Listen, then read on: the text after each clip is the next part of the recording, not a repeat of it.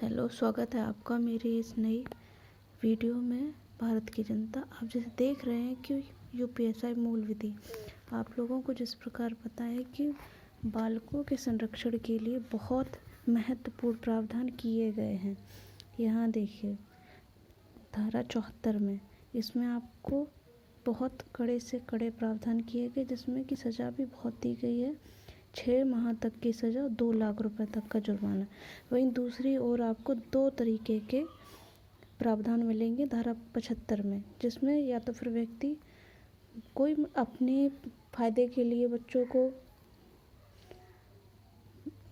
उनके साथ क्रूरता या शोषण करता है। दूसरी ओर आपको मिलते हैं कि जो उनकी ही मनोस्थिति के कारण या मतलब कोई मजबूरी के कारण बच्चों का परित्याग करता है, तो जिसमें वो खुद की अपनी स्वयं की हित में करता है कार्य, तो उसको सज़ा दी जाती है। लेकिन जो मजबूरी में कार्य करता है, क्रूरता या उसका परित्याग, तो उसको सज़ा नहीं मिलती।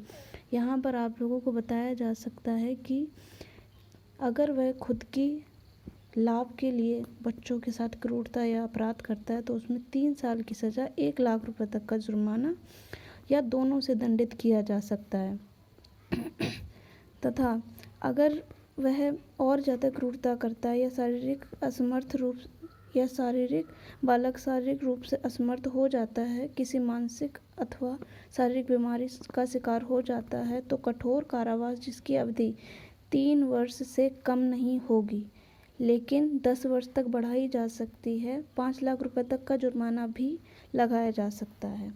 वहीं यहाँ पर कहा गया है कि जो लोग बच्चों को चोरी या किडनैप करके वो उनसे भीख मंगवाने का कारण बनते हैं या उनको उस प्रकार की स्थिति में डालते, जैसे उनके शरीर के अंग भंग कर देना या उनकी मानसिक स्थिति इस प्रकार से कर देना कि वो विकृति चित्र ना हो सके या विवेकशील ना हो सके, जो कि वो अपने बचाव के लिए कुछ कर सकें।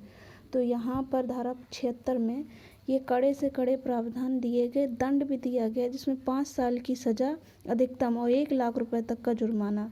वहीं अंग भंग करने पर उसे 7 साल से जो कम सज़ा नहीं होगी वो सज़ा मिलेगी, या 10 साल तक उसको बढ़ाया जा सकता है, लेकिन जुर्माना 5 साल तक का। जैसे कि आप लोगों को पता है कि अगर किसी भी बच्चे का उनको भीख मंगवाने के लिए परिस्थिति के अनुसार अगर उनको ढलवाते हैं या उनका अंग भंग करते हैं, तो सज़ा बहुत मामूली है, जो कि कोई भी सोचेगा तो वह 5 साल या 1 लाख रुपए तक का प्रबंध कर सकता है। अगर इतने अच्छे प्रावधान हैं या कड़े दंड हैं, फिर भी भारत में इतने ज़्यादा बच्चों के साथ इतनी ज़्यादा क्रूरता क्यों हो रही है, इसका जवाब आप मांगिए प्रशासन से। धन्यवाद।